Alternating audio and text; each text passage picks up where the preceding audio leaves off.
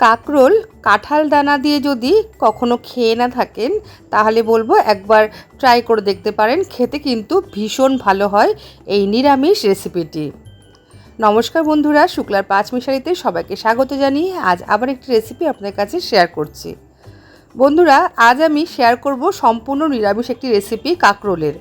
কাঁকরোল তো আমরা ভাজা খাই, নানা রকমভাবে তৈরি করে খেয়ে থাকি। তো একবার কাঁঠাল দানা দিয়ে এই রেসিপিটা তৈরি করে দেখতে পারেন। খুবই সহজ একটা রেসিপি, আর খেতে কিন্তু দুর্দান্ত হয়। রুটি ভাত দিয়ে খেতে কিন্তু বেশ ভালো লাগে। যে সকল বন্ধুরা রোজ আমার রেসিপিগুলো দেখছেন, আপনাদেরকে অসংখ্য ধন্যবাদ, অনেক ভালোবাসা। আপনারা আমার সঙ্গে থাকবেন। তাহলে চলুন আমি রেসিপিটা শুরু করি। আমি এখানে 4টে বড় সাইজের কাঁকরোল নিয়েছি। আপনারা আপনাদের পরিমাণ অনুযায়ী কিন্তু কাঁকরোল নেবেন। এবার কাঁকরোলগুলোকে আমি 4 টুকরো করে কেটে নেব। দেখুন বন্ধুরা, আমি এইভাবে কিন্তু 4 টুকরো করে কেটেছি। আর যেহেতু কাঁকরোলটা একদমই কচি, এই জন্য কিন্তু আমি 4 টুকরো করে নিয়েছি। যদি কাঁকরোলের দানাগুলো একটু বেশি শক্ত হয় তাহলে বলবো আপনারা কাঁকরোলটাকে আরেকটু পাতলা করে কেটে নেবেন। আমি কিন্তু তারপরে ভালো করে ধুয়ে নিয়েছি। এবার আগে একটা মশলা করে নেব। সেই জন্য একটা বাটিতে 1/4 টিস্পুন মতো সাদা জিরে, 1/4 টিস্পুন মতো গোটা ধনে, দিয়ে দিলাম সামান্য একটু মেথি, আর দিয়ে দেবো এখানে 1 টিস্পুন মতো সাদা তিল। এবার এই উপকরণগুলো আমি জল দিয়ে একটু ভিজিয়ে রাখবো 10 থেকে 15 মিনিট, তাহলে পেস্ট করার সময় কিন্তু সুবিধা হবে। এইভাবে জল দিয়ে গুলে আমি রেখে দেবো। এবার এদিকে কড়াই বসিয়ে দিয়েছি। কড়াইতে আমি 1 টেবিল স্পুন মতো সাদা তেল দিয়ে দিলাম। তেল গরম হয়ে গেলে এবার আমি প্রথমে কাঁকরোলগুলো ভেজে নেব। সমস্ত কাঁকরোলগুলো কিন্তু আমি প্রথমে 2 মিনিট মতো ভেজে নেব। গ্যাসের ফ্লেম লো টু মিডিয়ামে রেখে কয়েক সেকেন্ড প্রথমে একটু নাড়াচাড়া করে নেব। তারপরে আমি এর মধ্যে দিয়ে দেব সামান্য একটু নুন আর সামান্য একটু হলুদ। নুন হলুদ দিয়ে কিন্তু 2 থেকে 3 মিনিট কাঁকরোলগুলো ভালো করে ভেজে নেব। বন্ধুরা, আজকে রেসিপিটা দেখে আপনাদের যদি ভালো লেগে থাকে অবশ্যই লাইক, কমেন্ট, শেয়ার করবেন। আর আমার চ্যানেলটি সাবস্ক্রাইব করে আমার পাশে থাকবেন। দেখুন কাঁকরোলটা আমি 2 থেকে 3 মিনিট ভালো করে ভেজে নিয়েছি। এবার এই কাঁকরোলের মধ্যে আমি দিয়ে দেব আগে থেকে কেটে রাখা আলু। এখানে আমি 2টো ছোটো সাইজের আলু লম্বা লম্বা করে কেটে নিয়েছি। সেই আলুগুলো দিয়েও আবারও আমি 2 মিনিট কিন্তু একটু ভাজা করে নেব। সবজি আগে থেকে এইভাবে ভাজা করে নিয়ে রান্না করলে কিন্তু স্বাদটাও বেশ ভালো আসে। সবজিগুলো ভাজা হোক ততক্ষণ আমি মশলার পেস্টটা তৈরি করে নিই। যে মশলাগুলো আমি জলে ভিজিয়ে রেখেছিলাম সেগুলো আমি একটা মিক্সিং জারের মধ্যে নিয়ে নিলাম। এরপর আমি এর মধ্যে দিয়ে দেবো কিছুটা আদা।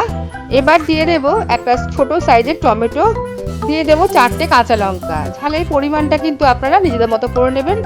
সামান্য জল দিয়ে এবার একটা ভালো করে পেস্ট বানিয়ে নেব। এদিকে দেখুন আলু আর কাঁকরোল কিন্তু আমার ভালো মতো ভাজা হয়ে গেছে। এবার আমি তুলে নেব।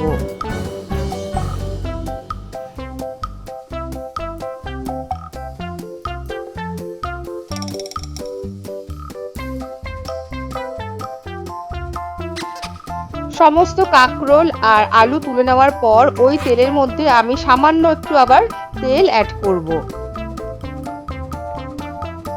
আমি এখানে 1 টিস্পুন মতো আবার সাদা তেল অ্যাড করে দিলাম। তেল গরম হয়ে গেলে দিয়ে দিলাম 1/4 টিস্পুন মতো কালো জিরে ফোড়ন, আর দিয়ে দেব সামান্য একটু রাঁধুনি। কয়েক সেকেন্ড একটুখানি নাড়াচাড়া করে নেব।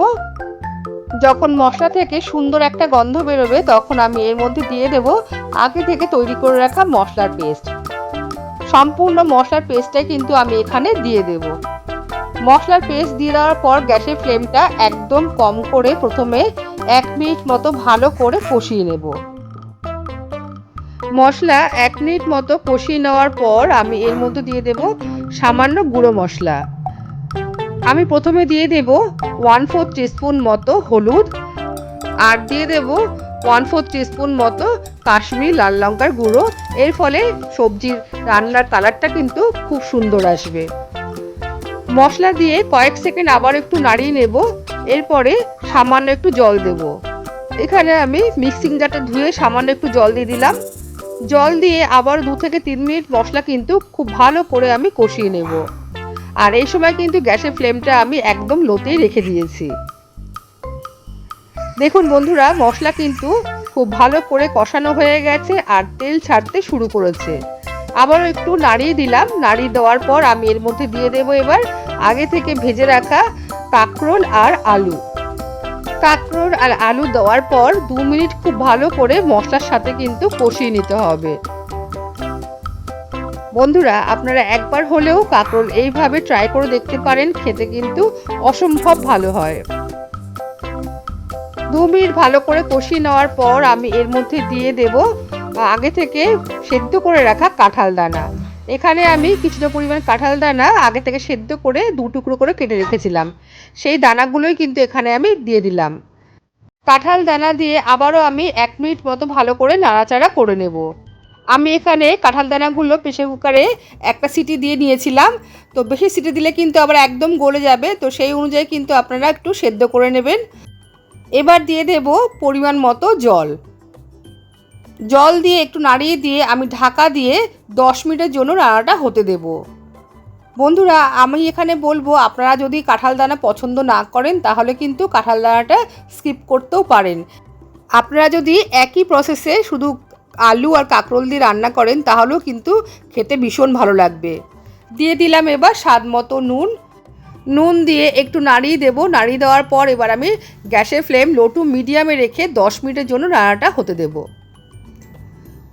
10 মিনিট পর আমি ঢাকাটা খুলছি বন্ধুরা, মাঝে কিন্তু 2-1 বার আমি নাড়িয়ে দিয়েছিলাম।